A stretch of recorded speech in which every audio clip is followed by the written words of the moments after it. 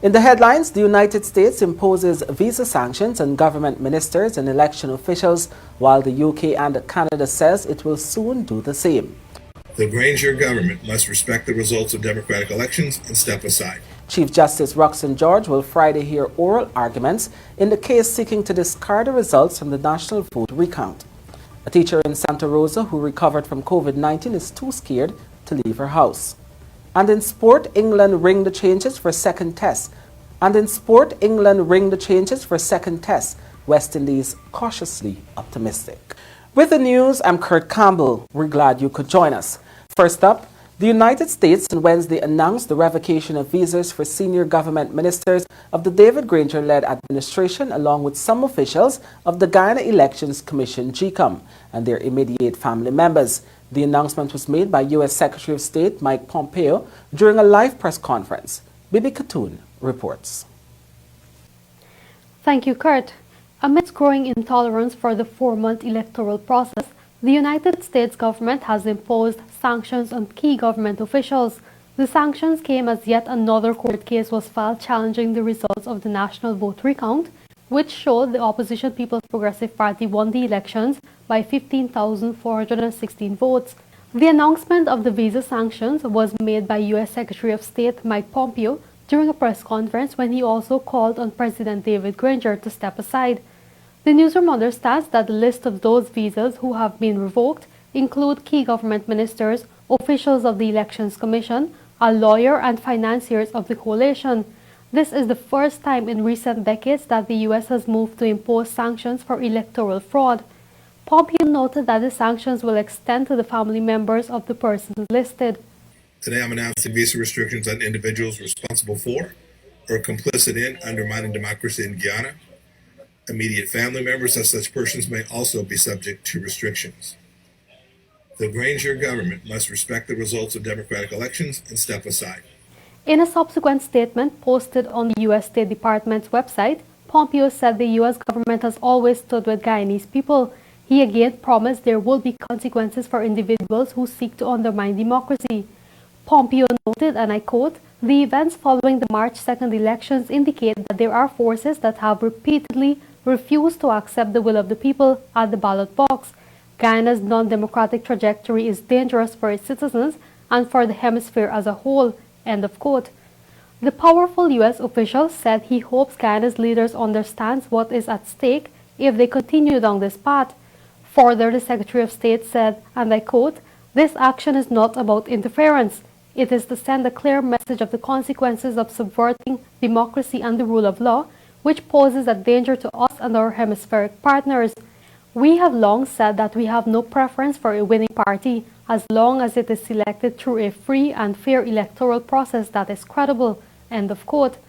July 15th marks 135 days since Guyanese voted. Back to you, Kurt. Thank you, Bibi.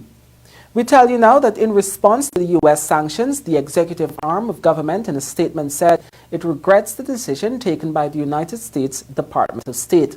The caretaker David Granger government noted that the matter affecting the outcome of Guyana's election is still before the courts, which is entirely the responsibility of the judiciary, and no declaration has been made. According to the government statement, the executive branch has not participated in the undermining of the electoral process and urges all countries interested in Guyana's development to await the logical conclusion of the process, which is being managed by the Guyana Elections Commission in accordance with the Constitution of Guyana. According to the Granger administration, the executive arm has not interfered in the functioning of the Elections Commission. The United Kingdom, UK, has begun processes to impose sanctions on top government and elections officials for undermining Guyana's democracy as pressure mounts on President David Granger to concede defeat and allow the swearing-in of the PPP's Dr. Irfan Ali. The newsroom was reliably informed that the sanctions by the United Kingdom will be similar to those imposed by the United States, which includes visa revocation. The measures will take immediate effect once they are announced. The United Kingdom is one of Guyana's main development partners, but funding for key infrastructure projects remains on hold since September last year, when the UK and others deemed the government unconstitutional for missing an elections deadline after the no-confidence motion was passed. The UK has joined other countries over the past 4 months in calling for the declaration of an election results based on the national vote recount. The UK had also warned that consequences will be imposed if this is not done. Meanwhile, the Canadian government says it will use all tools at its disposal to ensure those who are preventing the declaration of an elections result in Guyana are held accountable. In a statement posted on Global Affairs Canada's website, the Canadian government noted that it will also continue to work with its partners in the international community to demand a swift and transparent conclusion to the elections process. The statement came hours after the United States moved to impose sanctions on several government ministers and senior officials of the Guyana Elections Commission for electoral fraud. The Canadian government said it strongly regrets the extended delay in declaring election results in Guyana, a delay that has now lasted more than 4 months. Canada reiterated support for the national recount results, which showed a win for the People's Progressive Party and was validated by the CARICOM Observer Mission. Canada further warned that the rule of law and democratic processes must be respected and the declaration be announced without further delay. Still ahead on the newsroom, the PPP says President David Granger is in charge of the conspiracy to rig the elections, and the Chief Justice will hear oral arguments Friday in the case seeking to discard the recount results. The country's Chief Justice Acting Roxanne George will Friday hear oral arguments in the case brought before her seeking to block the declaration of the election results based on the national vote recount, which shows a clear victory for the opposition People's Progressive Party. The case was filed by Georgetown resident Masinga Jones. She took part in the national vote recount she now wants the court to throw out. In fact, during the recount, she was one of the APNU agents who escorted the ballot boxes from the containers to the area where the ballots were being counted. During a hearing on Wednesday, the Chief Justice said that having read Jones' application, she concluded that the main issue is whether Order 60, which triggered the recount, was and remains valid so as to permit a declaration of the results based on the recount. Therefore, the Chief Justice said the case also has to do with whether the declarations made by the 10 returning officers before the recount should be set aside or retained. The Guyana Elections Commission, GECOM, has already set aside those declarations. Trinidadian Senior Counsel John Jeremy, who's representing the applicant, sought to suggest that the case would be drawn out because of the number of parties which sought to be added to the case. He said while he was not objecting to the parties being added, he said the case has nothing to do with them as no reliefs are sought from them. But the Chief Justice said that she was going to let all the parties that wish to be heard in the case be heard. In the interest of the justice and fairness, the Chief Justice said that the way she will manage the case will allow for it to be expedited. The Chief Justice said that depending on the submissions, she may be able to hand down a ruling on Sunday. The opposition People's Progressive Party on Wednesday welcomed the visa sanctions imposed on government and elections officials by the U.S. government, but noted that the response from the APNU-AFC administration is classic David Granger at work. The PPP said the Guyanese were well aware of the deceptive strategy of Granger, that is to say, remaining in the background and orchestrating his minions, including ministers of his government, candidates and leaders of his political party, his commissioners at GECOM, and even his party supporters to front his unconstitutional, undemocratic, illegal, and sinister political agenda. The PPP said that Guyana, the Caribbean, and the Western Hemisphere can bear testimony firsthand to Granger and his government's multiple transparent and vulgar attempts at undermining the electoral process and interfering with GECOM in the discharge of its mandate in conducting elections and declaring the legal result of those elections. The PPP made it clear that there is no doubt that Granger is the intellectual author and is in charge of the conspiracy to rig the March 2nd, 2020 elections. The Senate Foreign Relations Committee has endorsed the actions taken by the U.S. Department of State on Wednesday against senior officials of the David Granger-led administration. Chairman of the Senate Committee on Foreign Relations, Jim Risch, in a tweet shortly after the announcement, commended the U.S. Secretary of State for revoking the visa. He said the time is long gone for Guyanese authorities to begin a democratic transition of power that reflects the confirmed results of the elections. Risch had previously joined other U.S. senators calling on President David Granger to honor the will of the Guyanese people and concede defeat at the March 2nd polls. Meanwhile, United States Congressman Albero Series and Gregory Meeks, who are the chairman and vice chair respectively of the House Foreign Affairs Subcommittee in the Western Hemisphere, on Wednesday urged GECOM to promptly issue a declaration of results based on the results of the national vote recount. The U.S. congressman condemned all efforts to undermine the credibility of the March 2nd elections, including recent actions taken by the chief elections officer to effectively disenfranchise thousands of voters and manipulate the vote count. The congressman said they fully support GECOM chairwoman Claudette Singh's decision to dismiss all of the chief election officer's fraudulent reports and are confident that she will declare a winner based on the actual vote count as certified through the recount process. The U.S. officials called on Guyana's leader to prioritize national unity and the long-term health of Guyana's democratic institutions and abide by the will of the Guyanese people as reflected in the recount results. An Eastern Airlines flight with 206 Guyanese passengers on board ran off the taxiway at the Chedichakan International Airport, CJIA, Wednesday afternoon. None of the passengers or crew were injured and no damage was done to the aircraft. Public Relations Officer at CJIA, Shanja Samuels, told the newsroom that about 14 hours 30, a pair of wheels slid off the aircraft, using it to glide before coming to a halt.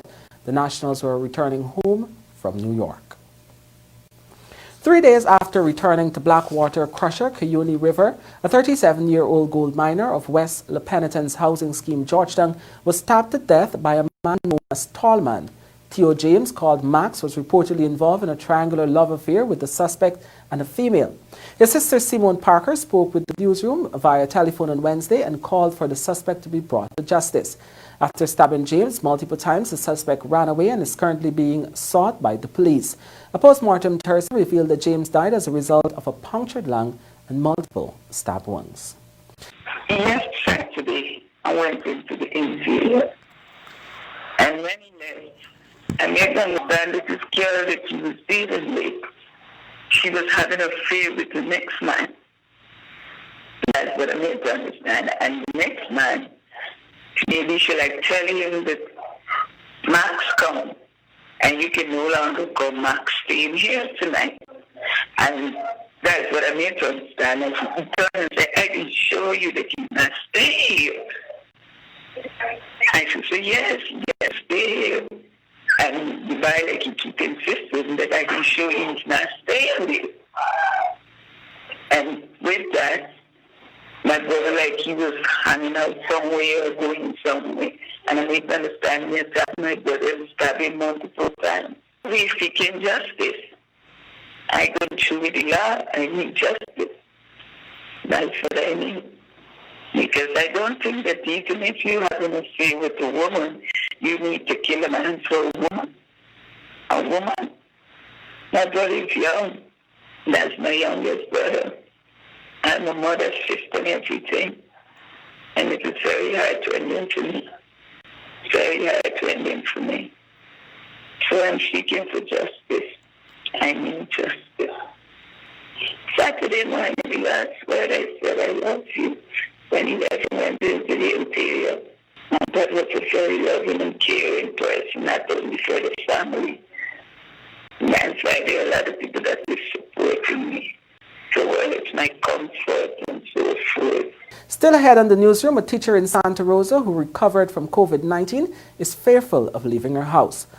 Elderly Campbell man is latest COVID-19 death, and a mother of four is pleading for help as the pandemic has left her unemployed. A woman's cry for help in the face of devastating odds, including a collapsed house and a husband unable to work because of mental illness, has yielded some results, but she is still seeking support to complete her house. Isanella Patwa reports. For 23 years, Shirley R. Jun and her family of Molson Creek, East Berbice quarantine have been living in a shack supported by 2-feet-high stilts after the house collapsed, but the house is now falling apart. Mrs. Arjun was forced to become the breadwinner for her 4 children and husband some 15 years ago after her husband, who worked as a laborer, developed a mental illness and is incapable of working. However, with the COVID-19 health crisis, she has been unable to find a job as a domestic help. And I need a little help. I mean, I got a proper house, man. I get to sleep properly. And me furnish and me make me 4 picking me live. How to man know you fall sick and run out the year and thing.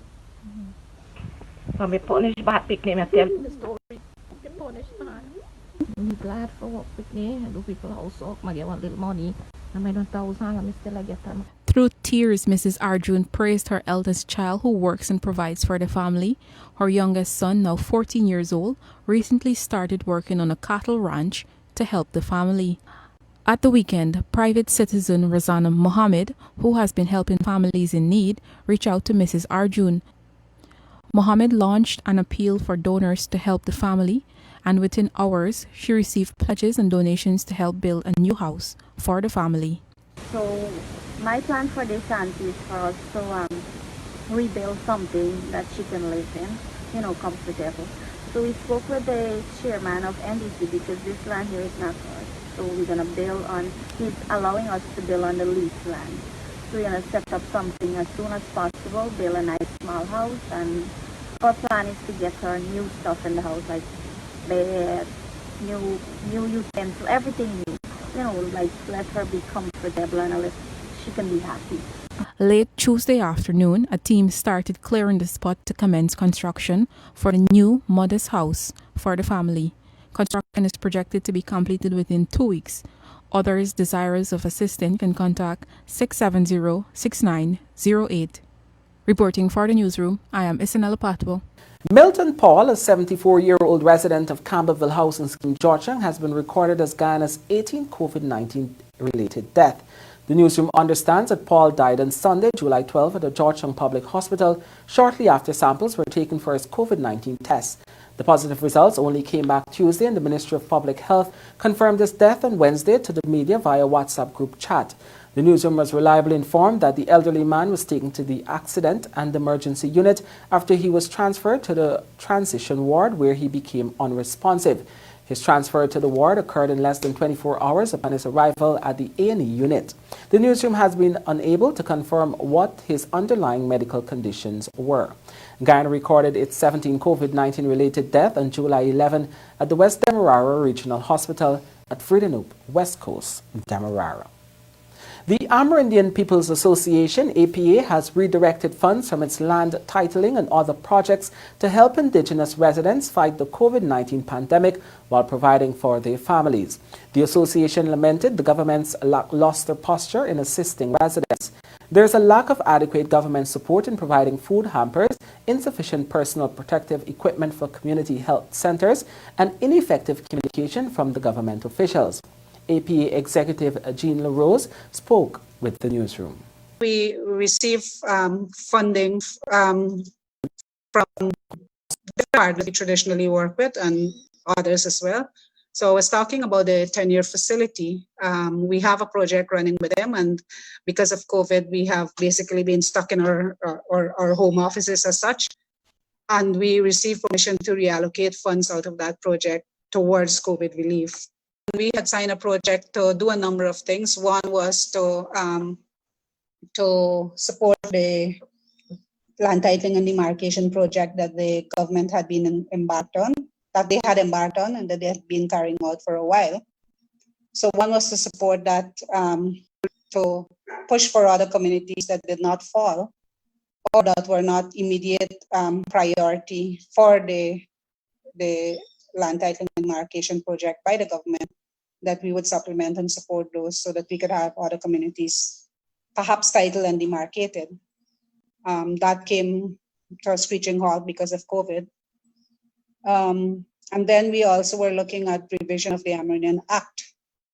That also came to a halt even before COVID because of the limitations of the no confidence motion. We received funding from the Electoral Foundation, which is based in Seattle, and that was primarily to support the sanitization, the PPEs, and so towards Region 7 and 8.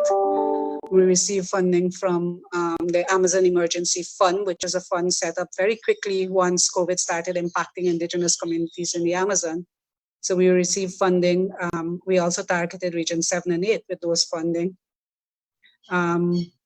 We also received funding from Koika Ford Foundation, which we targeted food, supplies, and communication. I forgot to mention communication as one of the communication and awareness, COVID awareness is one of the things that we do. So the funding that we receive, we basically looked at how best we can spread it out, and basically it was targeting PPE, food supplies, communication, awareness, and so forth. There is definitely cases where the government can do better. I did say that many of the health centers did not have PPE and still have not been provided PPE. In some communities, you don't have a district hospital readily available. So the first health facility that people may approach might be a health center, might be a health outpost. So in terms of basic provision of PPE, those communities would have it. I know in some cases, like early on, Region 8, some communities ran out of their basic medical medicines as well. What we would consider over-the-counter medications like basic painkillers and so. After teaching for 16 years, Rachel Abraham, a secondary school teacher in Santa Rosa, Maruca, Region 1, is not sure that she wants to return to work after she tested positive for COVID-19. Even though she has recovered, Abraham is afraid to leave her home and remains traumatized. She shared her road to recovery with the Newsroom's Isanella Patwa. 33-year-old Rachel Abraham has been teaching CSEC students for half of her life in Santa Rosa, Maruca, Region 1. Maruca is a new COVID-19 hotspot with more than 82 confirmed cases. 29 persons have since recovered and 1 person died. Over 20 teachers tested positive, and among them was Abraham. As of July 10th, she is among the 11 teachers who have recovered so far. During a telephone interview with the Newsroom Wednesday, Abraham could not say when or where she contracted the deadly disease, but she knew for certain that she never wants to experience it again. She, along with her older sister, tested positive. The sister also recovered. We could have been from anywhere because, like, Maruca is a very social community, and there is still a lot of people who don't believe it exists or it's dangerous. So even if many of us would have adhered to the protocols and so on, a few others wouldn't have. And so I really cannot say where I would have gotten it. Could it be to the supermarket? Could it be when I went to that staff meeting? Maybe I could have had it before and I didn't know. So, but as I said, we tried to sanitize and keep at home, and that was a bit disappointing because it still happened. Abraham remains traumatized about going back outside. She is fearful of those in the community who do not believe the virus exists and are not adhering to the protocols. I'm not sure if I want to go back to work even because it has had a traumatizing effect, I would say, on many of us, if not all of us. Because we don't know how we get it in the first instance, Yeah. So you could go back out there with many people who are not tested. My advice is that if you had contact with anyone who are tested positive or you know of them being tested positive, then it's your moral obligation to see how you can get a test. Because lives are important. Abraham explained that she had contracted dengue before, so when she started to experience muscle pain and tiredness, she thought it was the dengue again. When I was in isolation, I felt similar muscular pains, and I informed the doctor of my medical history, and so that was, and I was getting a very, very, very slight sore throat, nothing really that you would want to even recognize that associated with coronavirus, but something really slight. In expressing tremendous thanks to her God and the medical team that treated her in isolation, Abraham also highlighted support from the Education Department, the Village Council, and friends. I've really gotten a lot of support, and for me, I even though it's a traumatizing situation to be in, I feel really loved and supported, and all of that I would say added to our recovery to remain a positive mind. Abraham said she drank a lot of fluids, such as ginger, turmeric, and lemongrass, used vitamins and exercised daily, all of which added to her recovery. She's encouraging that more persons get tested, and if they are positive, they can recover, and this will enable the country to return to some form of normalcy. Some residents in Moruca do not believe the coronavirus exists and have been challenging the lockdown and curfew measures in place to prevent its spread. As such, the Guyana Police Force recently deployed more ranks to Moruca and Aranca in Region 7, which also confirmed a record number of cases, in order to get persons to stay at home. Reporting for the Newsroom, I am Isanella Patwell. We now bring you an update from the Ministry of Public Health on Guyana's COVID-19 situation. As of July 15, 2020, of the 39 new tests done, there have been 5 new cases, bringing the total number of positive cases to 313. Our COVID-19 deaths are now 18. We are happy to report that roughly 50% of all cases have recovered, 156 persons so far.